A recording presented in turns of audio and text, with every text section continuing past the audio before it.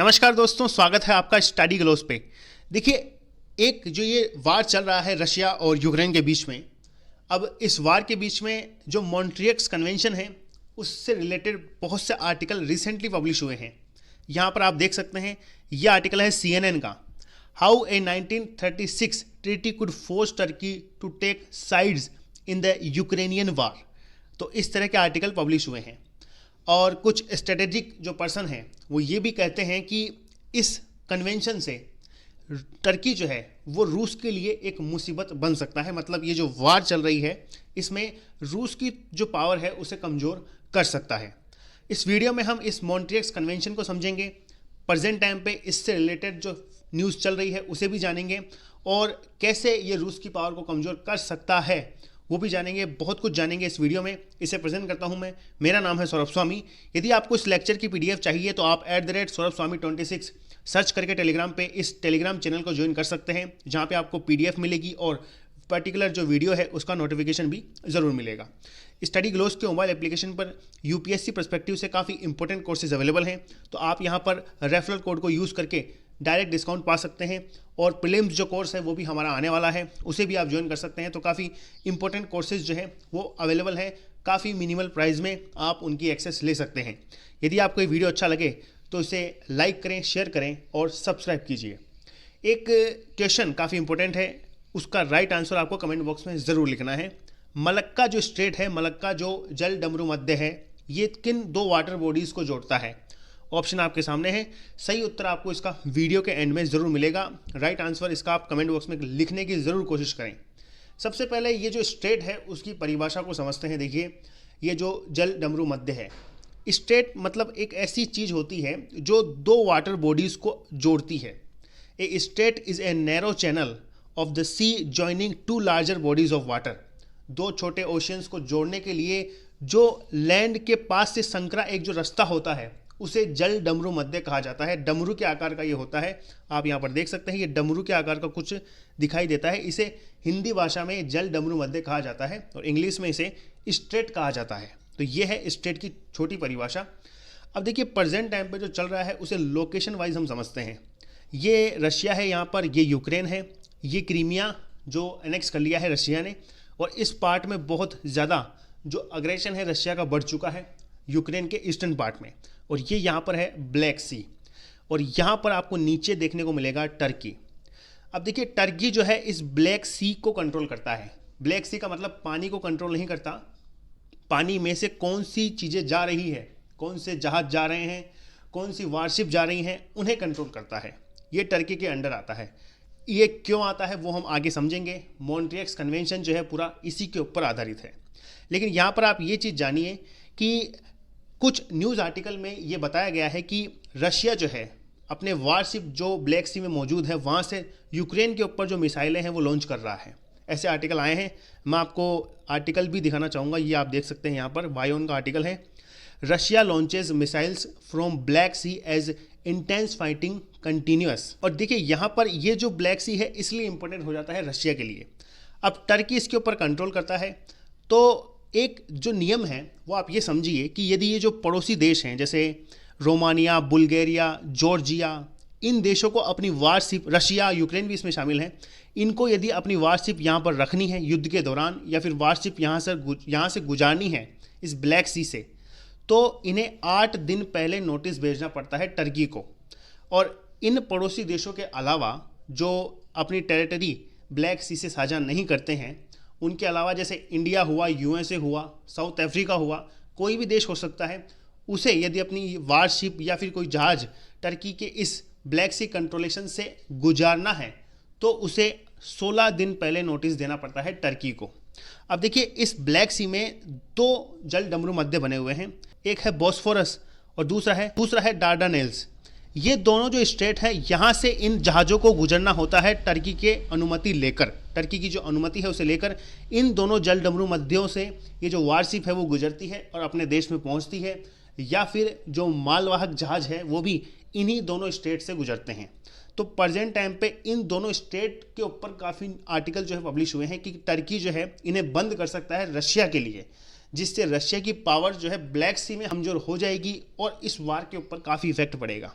अब देखिए थोड़ा सा हम इस मॉन्ट्रियक्स कन्वेंशन के बारे में जानेंगे। देखिए मॉन्ट्रियक्स जो कन्वेंशन है ये स्टेट के एडमिनिस्ट्रेशन के लिए एक बायलैटरल एग्रीमेंट आप मान सकते हैं। 1936 में इसके ऊपर हस्ताक्षर किए गए थे और हस्ताक्षर करने में बहुत से मतलब देश शामिल थे, जिनमें ये आसपास के देश तो थे नहीं पहले, क्योंकि यूएसएसआर 1991 में टूटा था।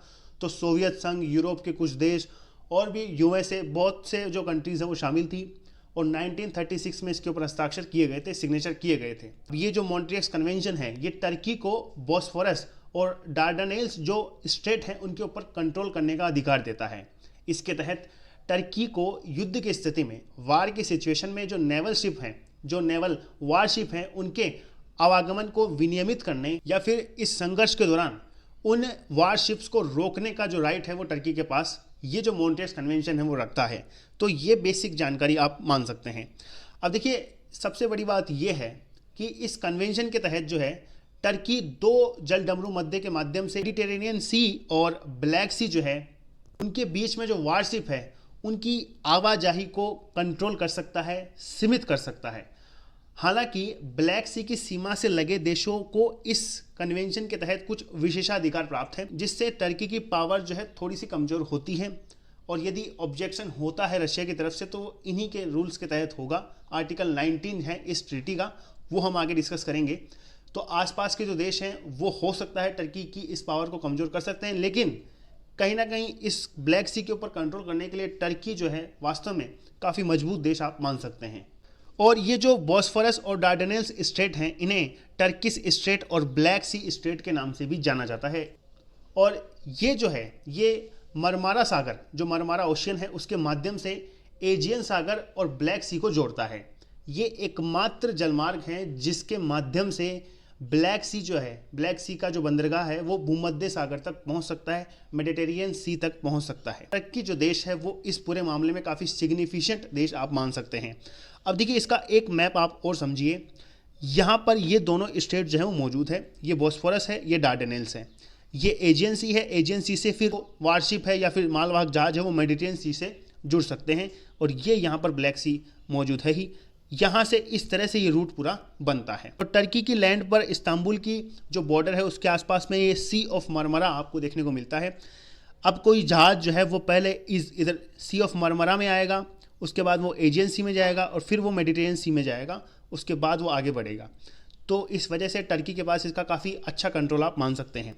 अब देखिए जब ये आर्टिकल पब्लिश हुए थे कि रशिया जो है ब्लैक सी से जो मिसाइल से वो फायर कर रहा है यूक्रेन की तरफ, तो यूक्रेन के जो प्रेसिडेंट है जेलेंस्की, इन्होंने आग्रह किया था एर्दोगन से, जो टर्की के प्रेसिडेंट है, कि ये जो ब्लैक सी है वहाँ पर रशियन वारशिप को ब्लॉक कर दिया जाए। तो ऐसा आर्टिकल भी पब्लिश हुआ कि टर्की ने यहाँ पर ब्लॉक कर दिया है रशियन वारशिप को ब्लैक सी में।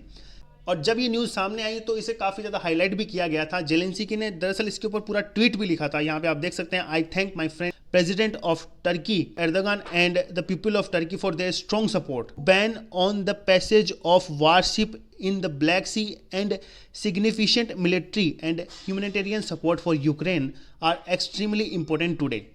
लेकिन ये दरअसल हुआ नहीं था। यहाँ पर आप आर्टिकल जरूर देखिए। Can not stop Russian warship accessing Black Sea, ये कहा था टर्किश फॉरेन मिनिस्टर ने।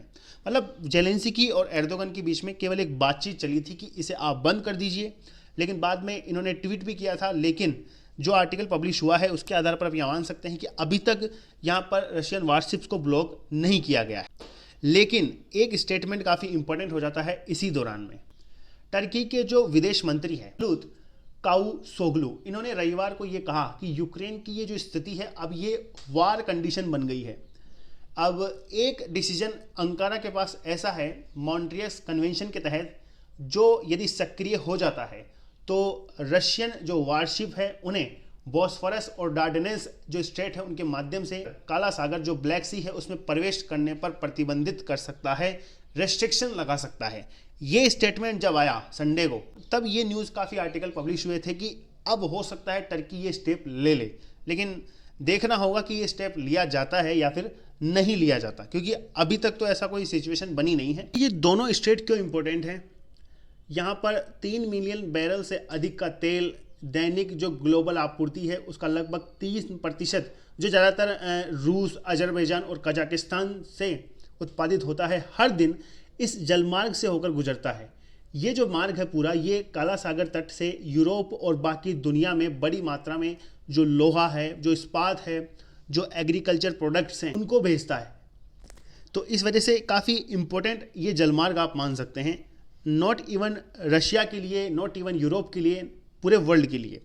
अब इसी ट्रीटी का जो आर्टिकल 19 है, ये टर्की की कुछ पावर को कमज़ोर करता है, क्योंकि इस संधि के अनुच्छेद 19 में काला सागर के देशों के लिए एक अपवाद है, एक्सेप्शन है, जो काला सागर में प्रवेश करने या बाहर निकलने वाले रूसी जो वारशिप हैं उनको अवरुद्ध करने में टर्की की जो पावर कमज़ोर कर सकता है। इसमें कहा गया है कि जो वारशिप है वो काफ़ी ज़्यादा पावरफुल हैं, चाहे वो काला सागर की शक्तियाँ हों या नहीं, ये अपने ठिकानों से अलग हो गए हैं और ये वापस जा सकते हैं। तो इसका मतलब क्या है? इसका मतलब ये है कि ये जो वारशिप है ये इस मार्ग के माध्यम से अपने मूल आधार पर, अपने मूल देश में लौट सकते हैं वापस। टर्की इन्हें रोक नहीं सकता इस आर्टिकल 19 के आधार पर। लेकिन एक स्टेटमेंट आप ज़रूर सुन सकते हैं यहाँ पर। टर्किश डिप्लोमेट का आर्टिकल है, रिसर्चर्स हैं, काफ़ी इंपॉर्टेंट पर्सन माने जाते हैं टर्की में, और इनका जो नाम है वो है सिनान उल्गेन। इन्होंने ये कहा था अभी रिसेंटली कि जब ये जो ट्रीटी है इसके आर्टिकल्स इन्वोक हो जाएंगे, मतलब इम्प्लीमेंट हो जाएंगे, तो रूस के लिए काला सागर और ये जो मेडिटेरेनियन सी है उसमें अपने वारशिप की उपस्थिति को कंट्रोल करना बहुत ज़्यादा कॉम्प्लेक्स हो जाएगा, जटिल हो जाएगा, यदि ये जो मॉन्ट्रियक्स कन्वेंशन के जो रूल्स हैं वो लागू हो जाते हैं। तो ये सब चीज़ें आप यहाँ पर मान सकते हैं। तो ये है मॉन्ट्रियक्स कन्वेंशन जो टर्की को पावर देता है, और इससे जो रशिया है उसकी पावर कमज़ोर हो सकती है। हालांकि इसके ऊपर कोई अपडेशन अभी तक नहीं आया है। क्वेश्चन की हम बात करते हैं, मलक्का स्टेट जो है, देखिए इसका जो सही उत्तर होगा वो होगा ऑप्शन सी, अंडमान सी और साउथ चाइना सी को जोड़ता है। ये आप मैप यहाँ पर देख सकते हैं, यह है स्टेट ऑफ मलक्का जो साउथ चाइना सी को अंडमान सी से जोड़ता है। सही उत्तर होगा ऑप्शन सी। तो खैर ये था इस वीडियो में, आपको ज़रूर कुछ नया जानने को मिला होगा। इसी तरह के इंपॉर्टेंट और इन्फॉर्मेटिव वीडियोस के साथ हम मिलते रहेंगे। धन्यवाद।